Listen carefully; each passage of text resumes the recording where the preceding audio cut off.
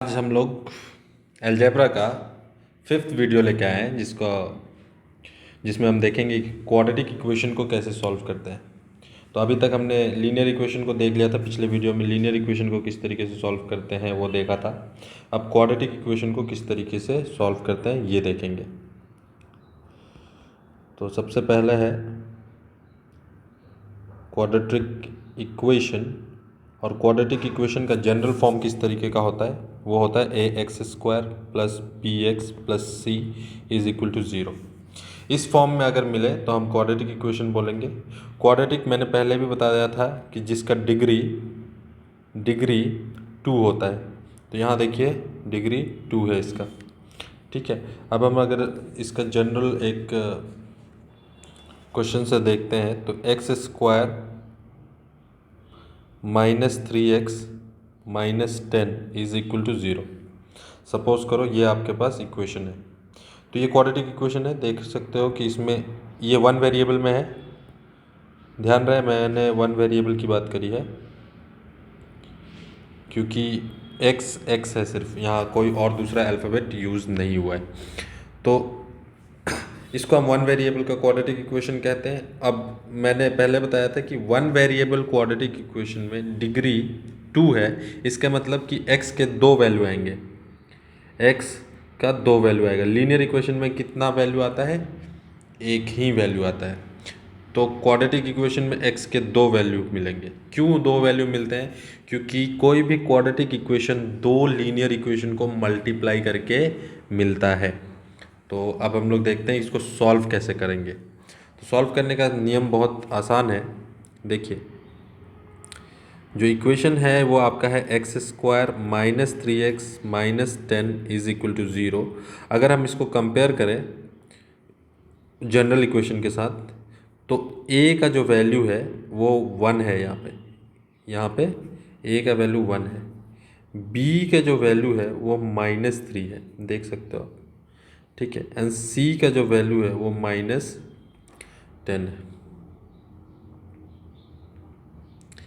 ठीक है। तो अब हमारा काम क्या है, इसमें विदाउट साइन पहले आप एक चीज़ ध्यान दे दो कि सबसे पहले आपको a और c को मल्टीप्लाई करना है। यहाँ पे साइन यूज़ मत करो आप, कोई प्रॉब्लम नहीं है। a है 1 और c है 10, ठीक है। मल्टीप्लाई करके कितना मिला, 10 मिला। सबसे फर्स्ट स्टेप, ये स्टेप 1 है। स्टेप 1 a और c को मल्टीप्लाई करो। स्टेप 2, जो मल्टीप्लिकेशन के बाद जो नंबर मिला है उसको फैक्टर करो। तो ये हो गया 10 is equal to 2 into 5, factor करें। अब इस जो फैक्टर आया है 2 और 5, इसको प्लस या माइनस करके देखो क्या वैल्यू आता है। तो प्लस करने पे 7 आएगा, दोनों फैक्टर्स को 2 + 7, 2 + 5 7, ठीक है। 2 - 5 -3, या फिर किसी तरीके से भी आप कर सकते हो, कोई प्रॉब्लम नहीं। 2 + 5 2 + 5 7, 5 - 2 3, ठीक है।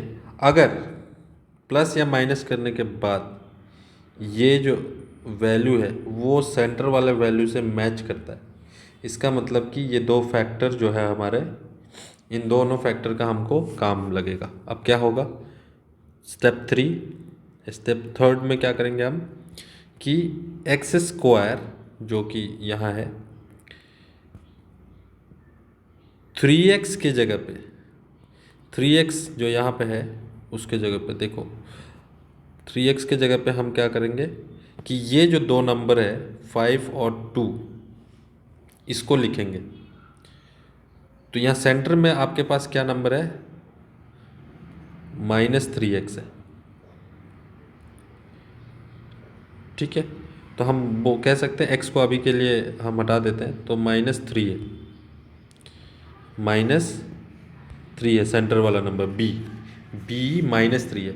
तो यहाँ पे जो फैक्टर अभी हमने निकाला था उस फैक्टर को इस तरीके से अरेंज करो कि उन दोनों का आंसर -3 आना चाहिए, ठीक है। -3। तो साइन इस तरीके से यूज़ करो कि दोनों का आंसर -3 आना चाहिए। तो इस तरह -3 आंसर आने के लिए साइन 5 का माइनस होना चाहिए और 2 का प्लस होना चाहिए। ठीक है, तो ये हो गया। तो इसका मतलब कि इस जो फैक्टर हमारा निकला था उसमें साइन 5 का माइनस रखेंगे और 2 का प्लस रखेंगे। तो अब क्या करेंगे, देखो क्या करते हैं हम लोग। करते ये हैं कि जो पुराना 3x है, जैसे कि मैं यहाँ पे फिर से लिख दे रहा हूँ question x² minus 3x minus 10 is equal to 0।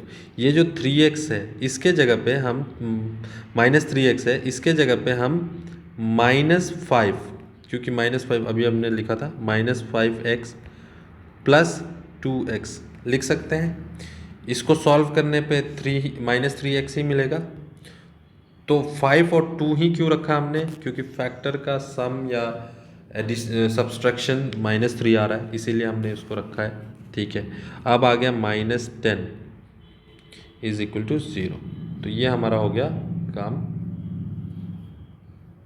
ठीक है, अब ये फैक्टर, अब ये इसको मिडिल टर्म स्प्लिट भी बोलते हैं। इसको क्या कहते हैं, मिडिल टर्म स्प्लिट। इसका मतलब है कि आपने बीच वाला टर्म को ब्रेक कर दिया।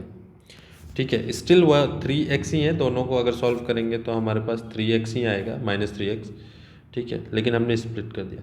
अब ये स्प्लिट करने पे देखो आगे के जो दो टर्म है और पीछे के जो दो टर्म है, इनमें से कॉमन निकालना है हमको। तो आगे के जो दो टर्म है इसमें कॉमन क्या है, x है। तो दोनों से अगर हम x निकाल दें तो क्या बचेगा, दोनों से x निकाल दें, अगर हम इन दोनों से x निकाल दें तो x निकल गया दोनों से। तो यहाँ x² है तो x बचेगा, और यहाँ पे x निकल चुका है तो -5 बचेगा। ठीक है, नेक्स्ट आगे वाले में इन दोनों में क्या कॉमन है, तो 2 कॉमन है, तो +2 निकाल दिया हमने 2। तो यहाँ x बचेगा और यहाँ 5 बचेगा इज इक्वल टू 0। ध्यान रखिए जो ब्रैकेट में जो दोनों आए हैं, दोनों ब्रैकेट के अंदर जो इक्वेशन है वो एग्जैक्टली सेम होना चाहिए साइन के साथ, साइन भी सेम होना चाहिए। अगर सेम नहीं है इसका मतलब गलत निकल रहा है। ठीक है, इसके बाद फिर हम क्या करेंगे, पूरे में देखेंगे, पूरे में कॉमन क्या है, x-5। तो x-5 को हमने लिख लिया, फिर जो बचा है x + 2 इज इक्वल टू 0, ये आ गया। तो देखो मैंने पहले बोला था कि एक क्वाड्रेटिक इक्वेशन में 2 लीनियर इक्वेशन होते हैं और वो 2 लीनियर इक्वेशन ये है। इन दोनों को ही मल्टीप्लाई करने पे हमको वापस से वही मिल जाएगा। ठीक है, तो हमने इसको फैक्टर में तोड़ दिया, x-5 x + 2, ये फैक्टर में तोड़ दिया हमने। अब यहाँ से ये 2 लीनियर इक्वेशन है, दोनों ही इज इक्वल टू 0 है। तो पहला वाला -5 इज इक्वल टू 0 एंड दूसरा वाला x + 2 इज इक्वल टू 0। इससे पहले वाले से x का वैल्यू आएगा +5 और दूसरे वाले से x का वैल्यू आएगा -2। तो मैंने कहा था इसका डिग्री ऑफ पॉलिनोमियल 2 है, इसका मतलब x के 2 वैल्यू मिलेंगे। 2 वैल्यू क्यों मिल रहे हैं, क्योंकि x quadratic equation 2 linear equation से मिल के बनता है, और एक लीनियर से एक x का वैल्यू मिलता है, दूसरे लीनियर इक्वेशन से दूसरा x का वैल्यू मिलता है। तो ये है लीनियर इक्वेशन सॉल्व करने का क्वाड्रेटिक इक्वेशन सॉल्व करने का तरीका।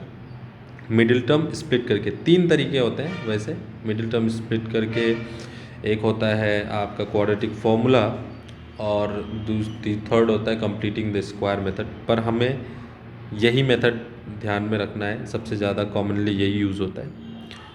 तो ये आप या ध्यान रखिए। एक क्वेश्चन और मैं इस पे करता हूँ और उसके बाद हम फिर अगले वीडियो की ओर बढ़ेंगे। तो एक क्वेश्चन हमारा और है इसके ऊपर। तो सपोज करो आपका क्वेश्चन है 2x² + x - 6 is equal to 0। यहाँ पे भी हम a और c को देखेंगे, उनका प्रोडक्ट निकालेंगे। तो 2 और 6 का प्रोडक्ट क्या होगा, साइन को नहीं देखना है अभी, साइन बाद में देख लेंगे। ठीक है, 12, दोनों का 12 प्रोडक्ट आया, 12 का फैक्टर निकालो। तो 12 का फैक्टर आता है 2 और 6।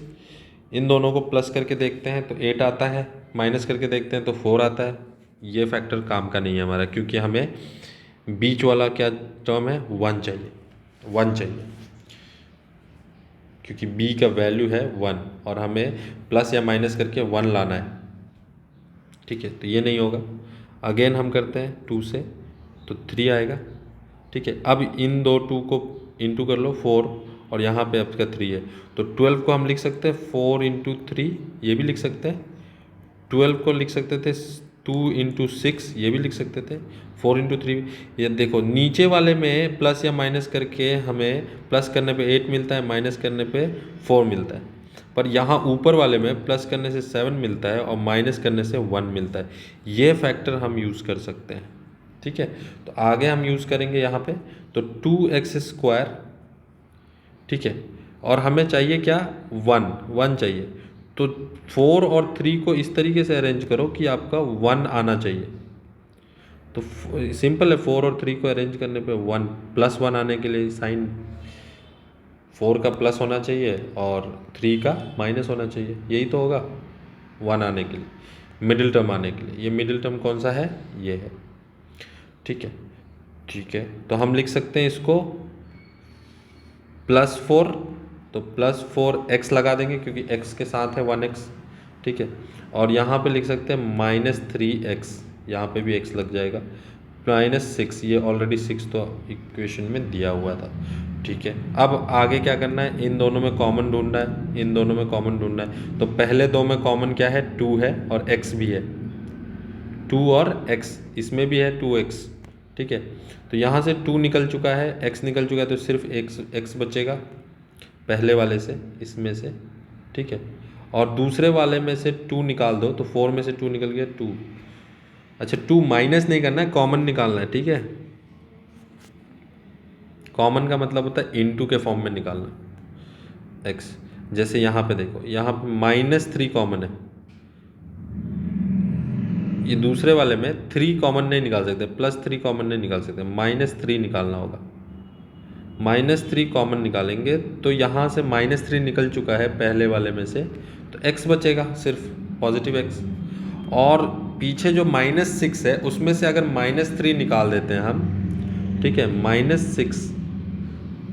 -6 को हम लिख सकते हैं ना, 2 इंटू -3 लिख सकते हैं, तो -3 निकल जाएगा तो क्या बचेगा यहाँ, 2 + 2 बच गया, = 0। अब देखो ब्रैकेट वाला सेम हो गया, हाँ, इसको एक बार लिखेंगे, जो बच गया उसको एक बार लिखेंगे और = 0। तो x + 2 = 0 आया, एंड 2x - 8 = 0 आया। यहाँ से x का वैल्यू आया -2, यहाँ से x का वैल्यू आया 8 / 2 दैट इज़ 4। तो 2 वैल्यू यहाँ भी मिल चुका है। इस तरीके से हम क्वाड्रेटिक इक्वेशन को सॉल्व करते हैं। क्वाड्रेटिक इक्वेशन में याद रखिए 2 वैल्यू हमेशा निकलेंगे x के। आज के लिए इतना ही, फिर मिलते हैं नेक्स्ट वीडियो में। Thank you.